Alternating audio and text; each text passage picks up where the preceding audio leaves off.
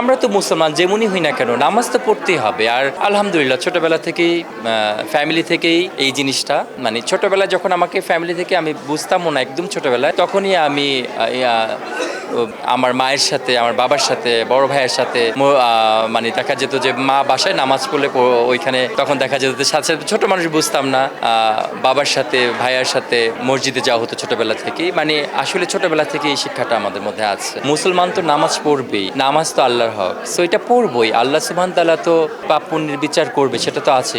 আর হয়তো বা fashion choreographer বা সাংস্কৃতিক মনা, কিন্তু আমি একটু ইসলাম ভীরু মানে ওদিকেও আমার একটু টুটাফাটা মেহনত করি আর কি। যদিও এটা নিয়ে এখন অনেকে ট্রোল করবে, আমি জানি যে নামাজও পড়ে আবার ফ্যাশনও করে, এটা কেমন? আসলে এটা যার যার ব্যক্তিগত আমল। আসলে এটা আমি মনে করি এটা ছুপানোই ভালো। ব্যক্তিগত আমল তো যার যার মধ্যে থাকা ভালো, প্রকাশ না করা। প্রত্যেকটা মানুষেরই যাওয়া দরকার, প্রত্যেকটা মানুষেরই হেদায়েত দরকার, বিশেষ করে আমার হেদায়েত দরকার। সো আমি মনে করি সবাই আমরা হেদায়েতের কাঙ্গাল। সো হেদায়েত যখন বান্দা যখন আল্লাহ রাস্তায় বের হবে তখন আল্লাহ সুবহানাহু তাআলা তার ঈমানকে বাড়ায় দিবে এবং তাকে হেদায়েতও দিবে। এটা আল্লাহ পাকের ওয়াদা। ঘরে বসলেন আর প্রোগ্রাম করলেন তো ওইটা পাওয়া যাবে না। তো পাশাপাশি চেষ্টা করছি ইনশাআল্লাহ, আল্লাহ সুবহানাহু তাআলা চেষ্টা করে যাচ্ছি, বাকিটা আল্লাহ সুবহানাহু তাআলার হাতে, এবং ইনশাআল্লাহ আল্লাহ সুবহানাহু তাআলা আমাদের সবাইকে হেদায়েত দিবে ইনশাআল্লাহ। এই কামনা করি। চেষ্টা করে যাচ্ছি, যেহেতু মিডিয়াতে আছি তো দেখা যায় যখনই সুযোগ পাই তখনই চলে যাই। তবে চেষ্টা করছি ইনশাআল্লাহ আস্তে আস্তে আস্তে আস্তে আস্তে আস্তে নিজেকে পরিবর্তন করা।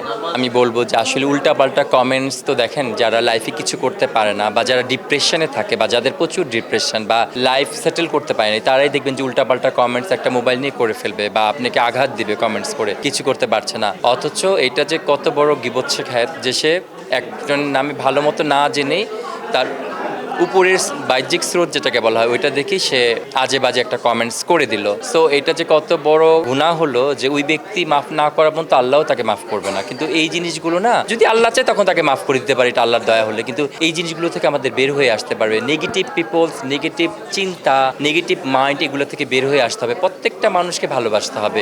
আপনি যখন মানুষকে ভালোবাসবেন আল্লাহ আপনাকে ভালোবাসবে।